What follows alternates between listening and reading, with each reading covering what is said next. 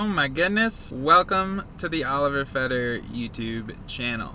Today, we are reviewing basically everything there is to know about my rabbit. We're going back to rabbit number 1. The reason this is important is because because I launched my channel and I feel like at no point do give a good chronological understanding of what has happened to the car. So we're going to go back and look at where the car was, and then we're going to come all the way to present day, and then I'm going to briefly touch on where I want to go with it. 3, 2, 1. Alright, so this is my very first car. This is actually the picture, that first one is the picture from the listing. Here it is. It's a bone stock 1.6. Oh yeah, I got hit basically instantly after putting it on the road. So I got a parts car, put the hood on it, pulled everything out. There's the engine, bone stock. Ended up going to paint the car, because again, it was half gray, covered in primer, redid the back, yada yada. Bought some new tires and wheels, here you go. Okay, it actually starts to look kind of like my car now. It's still just a naturally aspirated diesel. Oh yeah, it's a daily too. Drove it all winter for several winters. Got pitted in it. Drove it snowstorms, the whole bit. Okay, tried to turbo it. Didn't go well. Instantly rebuilt the motor. Probably didn't need to rebuild the motor though. That's how she goes. Yeah, I had a T3 turbo on it. It made like no boost. Also around this time, my car's ignition stopped working, so I pulled everything out. Turns out the floor rotted out. Okay, here comes car number 2. Woo! Car number 2, which is the current body of the car today, was a huge piece of shit. I mean, just look at that. It was disgusting. Everything about it was disgusting. I mean, dirt everywhere. So, pulled the motor out of the old body. Here it is. Refinished it and stuffed it inside car number 2. It's still naturally aspirated at this point, but I'm screwing around with turbos now. Here's my first try to compound. Body number 1 goes to the junkyard. Woo, here we go. Look at that. Rabbit 2, pretty much. I finished redoing the interior of this disgusting car. I scraped everything. I painted it. I put in different seats. I put in my custom dashboard. Alright, now we're having that good looking motor. We're waiting. And here is Turbo 2. So that was, which turbo was that? That might have been, that was the GT 2052, I think. And it wasn't spooling because I didn't have enough fuel going on. Here I tried to do round headlight conversion and bailed. And so then I think I went to compounds because I wasn't seeing enough boost. Again, the fact that I didn't have enough boost, I'm realizing now, is actually just because it wasn't fueled very well. Mind you, now this is a Giles pump too. When I rebuilt the motor, I sent the pump out to Giles and he rebuilt it. Came back, still was underfueled. Not sure what that's about.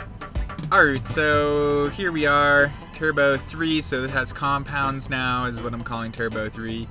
The compounds built 20 psi, but it was all back pressure. But now onto just the small turbo from the compounds, or I think it was the bigger one, but it was still the small one. That blew up, as you guys may remember, because I overspooled it and it had too much back pressure. There we go, there it is. There's that. It's so fucked. Yeah, and that sent teeny pieces of turbo into the engine, so I had to rebuild it. Okay, we rebuilt it though, and now I have the GT 2052 on it. There's no pieces in it. It was actually a pretty sound build, made 20 psi. This is the car we know and love. And with this setup, with the intercooler and the rain tray and everything, this is the one that I took and dynoed and made 75 horsepower at the wheels. So again, kind of underfueled. This is after I tuned the pump and everything too. So then bang, yeah, we bent all the rods, among other things. Yeah.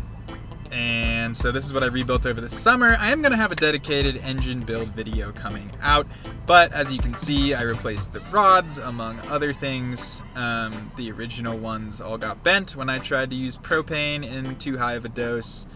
And then while that engine was out, I actually took everything else off the body too, because the bottom had some rust and had one big rust blowout. So I reinforced everything with some small steel tubing and stitch welded in a bunch of places. That was where there was a big blowout. And then I did some like nitty gritty body repair here too, and you know, just filled some rust holes that were pissing me off. Yeah. So that was last summer when I was back in New Hampshire. Did all this work to the car. I mean, look at it. It's pretty purty. I also redid my brake system at this time. I threw out pretty much everything stock except the calipers and drums in the back and put in a master cylinder of my choosing. I also painted my engine bay and redid the front end to accept circle headlights for real this time. Ported the head, new intake manifold, new turbo impeller, same turbo though, new exhaust manifold, turbo coupling, the whole shebang. Bang! Look at that beautiful motor. So that is my second rebuild. Did this one myself, honed the cylinders. I mean, I think I checked literally everything before assembling it. And now this is the car as today. The intercooler's mounted up front now. It's beautiful. And then it's sat in New Hampshire. So just went and got it. Whoa! We're going too fast. So then, yeah, future idea is to make it kind of off-roady. These are some renders I think I had some AI bot do. And y'all are, that was fast. Holy crap, that was fast. We just went through my entire Rabbit ownership in like 5 minutes. Okay, we're out of slides though. So at any rate, to describe how I view the car, I think I spent a lot of time, as you can see, screwing around with turbos and thinking my engine was broken. Some of the time it's true and some of the time it wasn't. But predominantly what I've realized looking back is that it was underfueled the whole time. Every time I was trying a different turbo, trying to make more boost, the one thing that was actually lacking was just more fuel, because the way you get a turbo to spool and make a lot of boost is having a lot of fuel. So, this brings me to an interesting point, because the pump on the car is a Giles pump. You know, that is the renowned injection pump in this community, and it was like pretty much dry when I put it on the car, and after I turned it up on like 3 different occasions, it actually started to be a really sick fuel pump. But I still feel like it could be better. So I actually recently talked to Giles. I emailed him and he was like, "Why are you asking me about your pump from 5 years ago?" And I was like, haha, because I just figured out how it works. But at any rate, I will probably be sending that pump back to him so he can check it out, see if we can get more fuel out of it. And in the meantime, I was working on a pump, I think from my original car, so engine 1, taking that pump and rebuilding it and putting it on the car.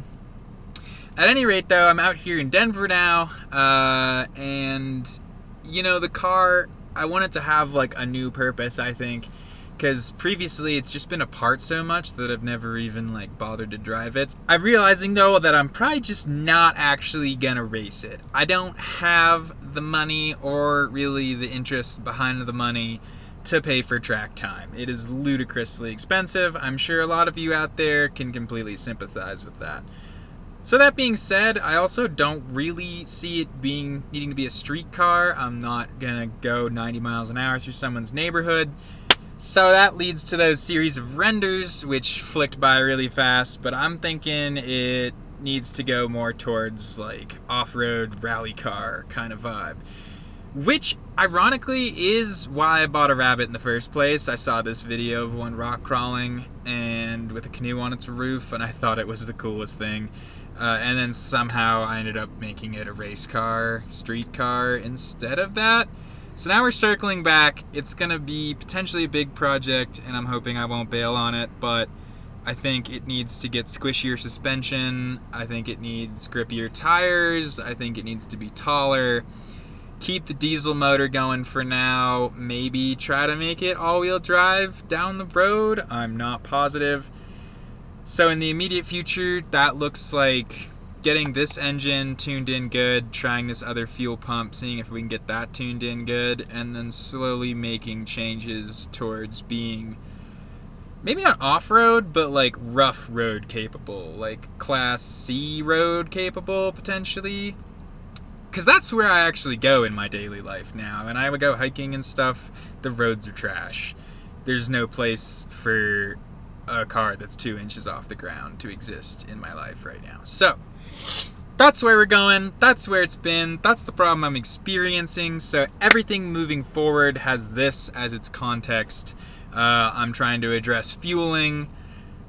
I'm trying to address making more horsepower. And then I'm trying to address actually how do I interact with this car and make it useful and enjoy it in my life. So thank you so much for watching. That is up to speed on my freaking 1984 Volkswagen Rabbit, freaking body 2, engine 2, rebuild 2, turbo 5, fuel pump 3.